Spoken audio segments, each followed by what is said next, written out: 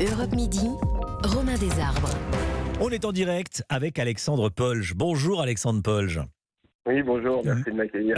Merci à vous d'être avec nous en direct dans Europe Midi. Vous savez que les auditeurs d'Europe Midi ont hâte d'entendre votre histoire. Vous êtes le propriétaire de la crêperie du pêcheur à Erquy en Bretagne dans les Côtes d'Armor. C'est magnifique. Et vous achetez une crêperie avec votre compagne en 2019 et depuis c'est l'enfer parce que votre voisin n'arrête pas de se plaindre. Alors tout à fait, oui, ça a commencé par un courrier entre les deux confinements. Hein. Je vais passer les détails des confinements, hein, Ouais. tout le monde connaît. Oui. Et de là, en août 2020, on reçoit un premier courrier avec des plaintes. Donc on prend note de tout ça, on accueille notre voisin chez nous pour parler de tout ça. Donc il nous parle des problèmes olfactifs, des problèmes de bruit que la crêperie peut émettre. Oui. Alors on lui dit mais c'est quoi vos problèmes olfactifs et qu'est-ce que vous sentez? Il nous dit ça sent la crêpe.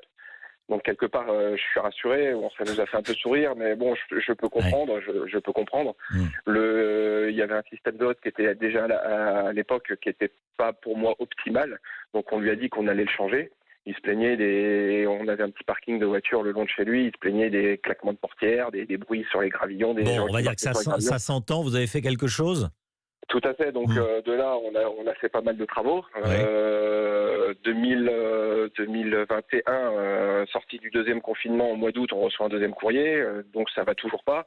Donc là, on refait des travaux pour améliorer la plonge. Pendant l'hiver, on referme. Donc on fait les travaux de la plonge, on réaménage un peu l'extérieur.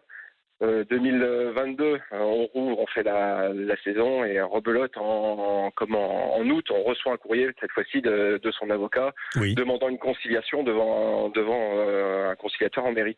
Donc on s'y présente, toujours avec les mêmes problèmes énumérés auparavant. Donc on lui dit écoutez, on peut remettre sur notre système d'hôte parce qu'il le trouvait trop bruyant. On lui dit écoutez, j'ai déjà un devis, on va remettre un silencieux dessus. Il se plaignait des hurlements des clients, donc on a jugé qu'il se plaignait des enfants parce qu'on a une petite cabane avec un toboggan dehors. Oui, parce que vos clients ne hurlent pas, j'imagine, si? Ah non, je pense pas, je les ai jamais entendus passer une commande en criant, ou alors je suis dur de la feuille, mais non. Bon, et oui. du coup, on a supprimé la petite cabane devant le conciliateur. On lui a dit qu'on allait supprimer la petite cabane et refaire, contacter le technicien qui nous a posé l'hôte pour remettre un silencieux supplémentaire. Et de là, il nous a dit non, je veux que toutes mes demandes soient prises entièrement et non pas partiellement. Donc toutes ces demandes. En fait, il veut que vous fermiez. Alors, pour raconter toute l'histoire, c'est un monsieur qui a acheté cette maison il y a 23 ans. C'était une résidence secondaire. Maintenant, il est retraité. Et du coup, il s'y est installé définitivement depuis 2016. Donc, il devait être tranquillement chez lui, c'est peut-être le rêve d'une vie, et il se retrouve avec une crêperie à côté qui lui brise le rêve de sa vie, non? C'est un peu ça le résumé ou pas? Non, la crêperie, elle a été créée en 2009.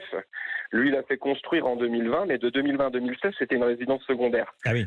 La crêperie s'est construite, a été accordée, tous les papiers ont été faits. Ouais. Elle a été accordée en 2009. Donc de 2009 à 2016, avant qu'il pose réellement ses valises, il s'est passé plus de 7 ans. Donc en 7 ans, la crêperie battait son plein. Oui, c'est ça. Donc nous, on a repris en 2019 parce que l'ancien propriétaire Patrick Emery, il a mis en vente sa crêperie en 2016 pour la retraite. Ouais. Et nous, on est arrivé en 2019. Donc, il s'est passé 3 ans de battement où la crêperie, justement, était en vente. Était en vente, oui. Et donc, on lui a dit, mais pourquoi vous n'avez pas fait quelque chose à ce moment-là? Pourquoi vous ne vous êtes pas interposé à la revente? Ni plus ni moins. Maintenant, nous, on en a pris, on s'en est mis quand même pas mal sur le dos. J'imagine que oui, il va falloir rembourser les prêts et tout ça. Ça passe quand en justice? Logiquement, le 16 février. Oui. Mais bon, d'après notre avocat, peut-être que ça va être reculé, on ne sait pas, on n'a pas de... Et vous risquez quoi, la fermeture? Vous risquez la fermeture Non, on ne sait pas. Non, on ne savait pas. On ne sait pas. Après, nous, on est dans les clous au niveau... Donc, ils demandent une expertise auditive, olfactive, machin, c'est cela.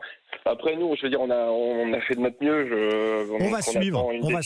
Je vais vous dire, on va suivre sur Europe Midi. Merci beaucoup, Alexandre Polge. Mais je vous en prie, merci Merci à vous de m'avoir accueilli sur votre émission. C'est gentil. Mais je vous en prie, c'est bien normal. On témoigne dans Europe Midi. Merci à vous. Il est 12h57. Merci d'avoir suivi Europe Midi. Dans un instant, c'est La France bouge avec Elisabeth Assayag. Bonjour Elisabeth. Bonjour Romain. De quoi parle-t-on aujourd'hui ? Aujourd'hui, nous allons parler de la mode. Et oui, vous savez que c'est la Fashion Week en ce moment. Elle se termine dimanche à Paris. Et donc pour cela, la directrice de l'école de mode la plus ancienne de France, la directrice de S-Mode, est l'invitée de La France bouge. On va notamment parler des métiers de demain dans la mode. Merci Elisabeth et à tout de suite. Et nous, on se dit à lundi. Bel après-midi sur Europe 1.